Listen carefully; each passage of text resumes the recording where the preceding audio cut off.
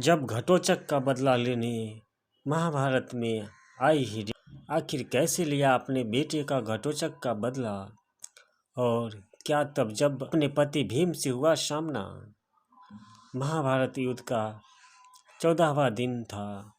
दोनों सेना आपस में पूरी तरह जूझ रही थी और फिर वो हुआ जो कौरवों को आतंकित कर दिया, क्योंकि कौरव पक्ष में भारी उथल पुथल हो रहा था, क्योंकि घटोत्कच अंगराज कर्ण की ओर बढ़ा चला आ रहा था। उस समय कौरवों के सेना के सेनापति गुरु द्रोण थे और उन्होंने कौरवों के सुरक्षा के लिए जिम्मेदारियां उठाई थी, किंतु वो घटोत्कच के मायावी शक्ति के सामना ज़्यादा समय तक नहीं कर पाए। यह देख दुर्योधन काँप उठा और उसने कर्ण से इंद्रदेव से मिला अस्त्र चलाने को कहा और कर्ण ने उसके प्रयोग कर घटोत्कच का अंत कर दिया। भले ही घटोत्कच मारा गया, लेकिन उसकी कहानी अभी समाप्त नहीं हुई थी और घटोत्कच का आग हिडिंबा के मस्तिष्क में जिंदा थी। तो आखिर क्या किया हिडिंबा ने घटोत्कच के मरने के बाद? जानने के लिए वीडियो अंत तक देखिए। दोस्तों, वीडियो शुरू करने से पहले कमेंट में जय श्री कृष्णा लिखना ना भूलें और कहानी अच्छी लगे तो चैनल को ज़रूर सब्सक्राइब करें। तो चलिए शुरू करते हैं। ऐसा कहा जाता है कि घटोत्कच के मरने के बाद हिडिंबा व्याकुल हो युद्ध क्षेत्र में आने लगी। तभी वहाँ श्री कृष्ण प्रकट हुए और उन्होंने हिडिंबा को क्रोध को शांत किया। उन्होंने हिडिंबा को घटोत्कच के जन्म के कारण बताए। उन्होंने अनेकों दिव्य ज्ञान प्रदान किए हिडिंबा को और राक्षसी का मन परिवर्तन हो गया। उसके बाद हिडिंबा ने एक गहन तपस्या की, जिससे उसे हमेशा के लिए राक्षसी जाति से हमेशा के लिए मुक्ति मिल गई और वो एक सिद्ध देवी के रूप में परिवर्तित हो गई। शायद यही कारण है कि मनाली के आसपास के क्षेत्रों में हिडिंबा को एक देवी के रूप में पूजा जाता है। मनाली में स्थित हिडिंबा देवी के मंदिर आज भी हिडिंबा की कहानी की गवाही देता है। जहां हिडिंबा के जन्मदिन में के अवसर पर डोगरी मेला का आयोजन किया जाता है। पुरानी समय में मंदिर में बलि देने की परंपरा थी। मंदिर में आज भी लटके सिंह देखे जा सकते हैं। हिडिंबा और उसके पुत्र घटोत्कच के बलिदान की कहानी इतिहास सदा याद रखेगी। श्री कृष्ण से मिले ज्ञान और गहन तपस्या के बाद हिडिंबा एक देवी बन गई, लेकिन उसका शुरुआती जीवन बड़ा ही दर्दनाक था। राक्षस भाई हिडिंब के लिए एक सेविका के रूप में काम करना पड़ा। ये बात तब की है जब युधिष्ठिर हस्तिनापुर और दुर्योधन युवराज बने।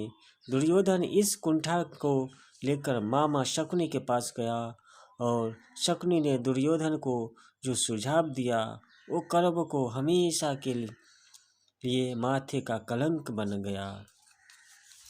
दुर्योधन और शकुनी ने पांडवों से जाकर कहा कि उनके पिता पांडु हमेशा वारणावत में जाकर शिव जी की पूजा करते थे और प्रजा में दान करते थे, इसलिए उन्हें उनके जाने के बाद प्रजा में दान करते थे। उनके जाने के बाद यह शुभ कार्य नहीं हो रहा है, इसलिए उन्हें वारणावत में जाना चाहिए। पांडव बात मान गए और इस बीच शकुनी और दुर्योधन उस महल को लाख में बदल दिया ताकि पांडव उसमें जाए तो उससे जलाकर भस्म कर दिया जाए। लेकिन महात्मा विदुर कौरवों की इस षड्यंत्र को भाप गए और उन्होंने इस महल में एक गुप्त सुरंग का निर्माण कर दिया। इसकी सूचना पांडवों को दे दी। पांडव माता कुंती समेत वारणावर्त पहुँचे और जब पांडव अपने माता समेत सो रहे थे तब महल में अचानक आग लग गई। सभी को लगा कि पांडव लाक्षागृह में जलकर भस्म हो गए, लेकिन ये सत्य नहीं था। पांडव विदुर जी के द्वारा बनाए गए सुरंग के द्वारा बच निकले तथा दूसरे वन में प्रवेश कर नदी के माध्यम से दक्षिण दिशा की ओर चले गए।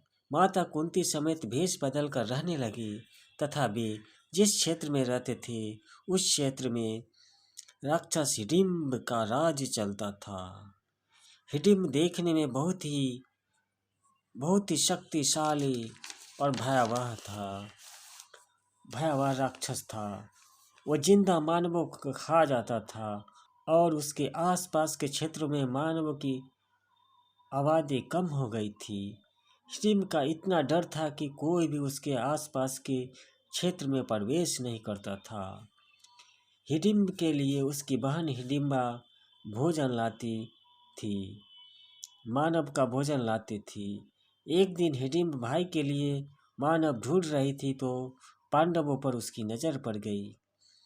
पांडवों में से एक भीम को पकड़ लिया। हिडिंब भीम को देखकर मोहित हो गई और बोली वह अपने भाई हिडिंब से उसे बचाकर कहीं दूर स्थान पर भेज देगी। जब बहुत समय होने पर भी हिडिंबा मानव भोजन नहीं लाई तो हिडिंब अपने बहन के पास पहुंचा और भीम के साथ विहार करते देख हिडिंबा को मारने के लिए दौड़ा।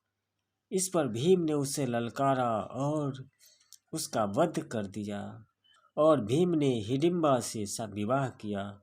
हिडिंबा को घटोत्कच नामक पुत्र प्राप्त हुआ। दोस्तों, ये कहानी कैसी लगी एक प्यारा सा कमेंट बॉक्स में लिखकर कमेंट लिखें।